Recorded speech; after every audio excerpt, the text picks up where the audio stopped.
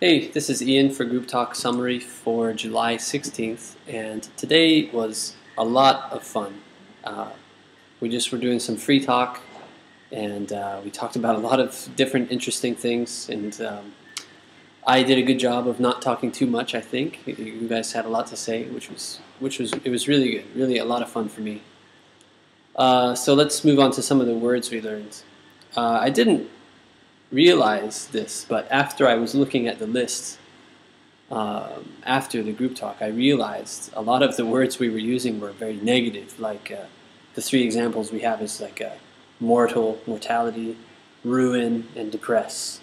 So these are kind of negative, but we can use them in positive ways. So let's start with the first word is mortal or immortal or mortality. And this word is connected to being able to die. So people are, every living thing is mortal. It won't live forever. Everything dies. So this is mortal or mortality. So an example is the elves in The Lord of the Rings. The elves were immortal. So they can't die from old age. They can only die from murder or something. So they'll just live forever. They're immortal. Or another good example for Japan, for me anyway, is the March tsunami. The tsunami that happened in March made a lot of people think about their own mortality.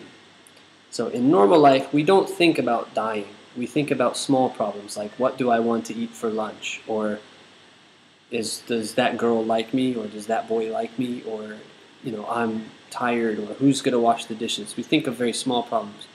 But then something like the tsunami happens, and we think, wow, life is very fragile. We think about our own mortality, our own possibility of dying.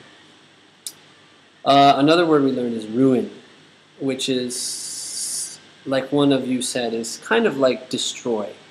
But destroy is usually something physical. Ruin can be an experience. You can ruin an experience. So the first example, let's say you're preparing a surprise birthday party for somebody. So he comes to the party, but he sees you. He saw us hiding in the next room. So maybe he saw people like getting ready and hiding. So they're trying to surprise me. So the surprise is ruined because he knows it's coming. So it won't be original when everybody's surprised. He'll be like, oh, I saw you, haha. So the surprise is ruined.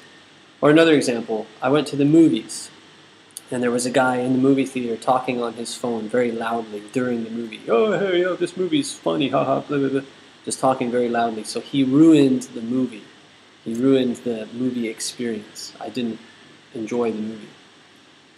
And then third word we learned was depress, or depressed, or depression, or depressing. And it's all connected to sadness. So, for example, many teenagers suffer from depression, which is a noun. So they feel sadness. Or, I've been really depressed since I dropped my banana. Because everybody knows when you drop your banana, that's a terrible feeling. And so I've been depressed ever since this morning when I dropped my banana on the floor. Terrible experience. Or an even more terrible experience, losing somebody you love is depressing. So these are both adjectives, depressed and depressing.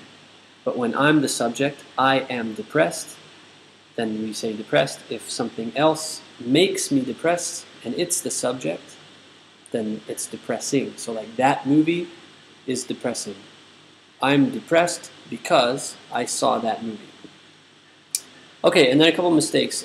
Somebody said 1 year and a half. Very simple mistake. Of course, that should be 1.5 years. And then the verb for raising your children is raise your children. Somebody saying grow your children, but we say raise your children. So very simple mistakes, not a big deal. A lot of very good communication today, so very good job, everybody. And yeah, great. I'll see you at the next group talk. Have a good weekend.